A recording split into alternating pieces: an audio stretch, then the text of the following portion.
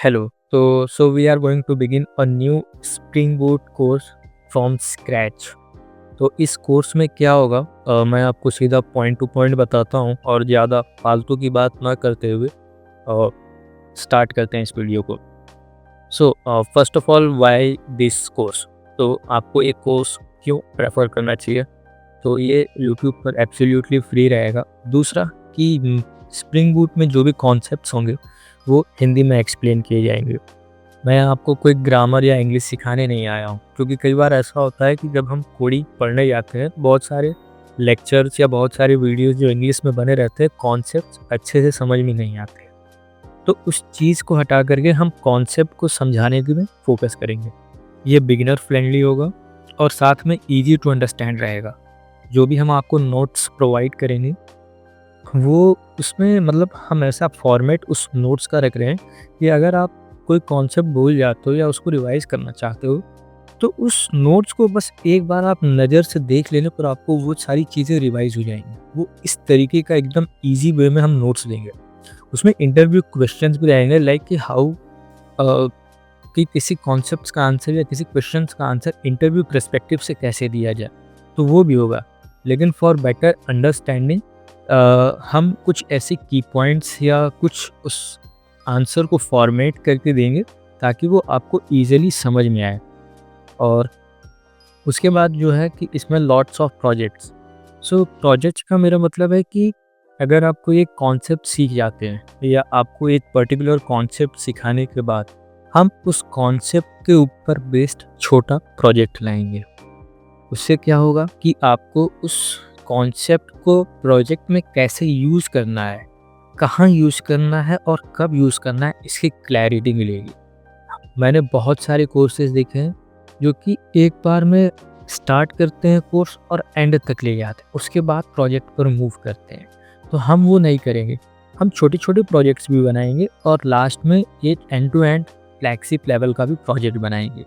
तो हमें उस चीज़ पर भी फोकस करना है। लेकिन जब हम छोटे छोटे प्रोजेक्ट्स को बिल्ड करते चले जाएंगे तो हमारा माइंडसेट एंड प्लस हमारा कॉन्फिडेंस लेवल भी बिल्डअप होगा। हमें उस कॉन्सेप्ट पर अपने ग्रिप को मजबूत करना है। तो इस तरीके से हम पढ़ना चालू करेंगे। नाउ ये हमारा रोड मैप है, हम क्या स्टार्ट करेंगे और कैसे अपने कोर्स में मूव करेंगे। तो सबसे पहले हम स्प्रिंग के फंडामेंटल्स पढ़ेंगे, फिर स्प्रिंग बूट के बेसिक्स पर जाएंगे, फिर हम रेस्ट एपीआई डेवलपमेंट के बारे में सीखेंगे।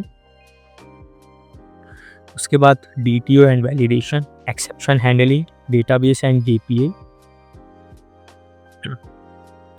फिर entity relationship, transactions and querying data. उसके बाद हम देखेंगे कि स्प्रिंग सिक्योरिटी कैसे काम करता है, जेडब्ल्यूटी सिक्योरिटी कैसे वर्क करता है, कैसे टोकन जनरेट करते हैं। उसके बाद हम कुछ एडवांस स्प्रिंग बूट के कॉन्सेप्ट्स को पढ़ेंगे। Then we will move on the microservices fundamental. हम माइक्रो सर्विसेज भी करेंगे and spring cloud microservices. Spring cloud को कैसे माइक्रो सर्विसेज में इम्प्लीमेंट किया जाता है हम वो भी देखेंगे। और उसके बाद डेवऑप्स एंड डिप्लॉयमेंट के बेसिक्स को भी हम लोग कवर करेंगे। Now at the end of the course we will move to the final project. And इस लेवल पर पहुंचने पर हम ऑलरेडी बहुत सारे स्मॉल प्रोजेक्ट्स को बिल्ड कर चुके होंगे।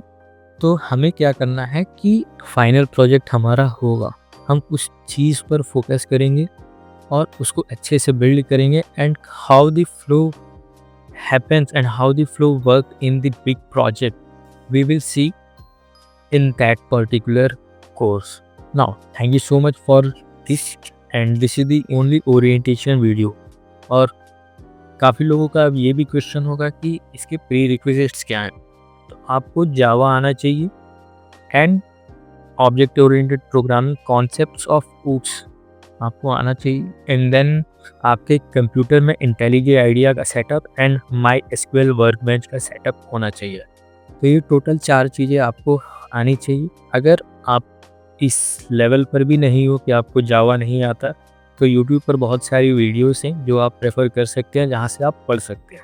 Those people who already know about Java basics and the object oriented programming, वो इस कोर्स को प्रेफर कर सकते हैं और स्टार्ट कर सकते हैं अपनी जर्नी।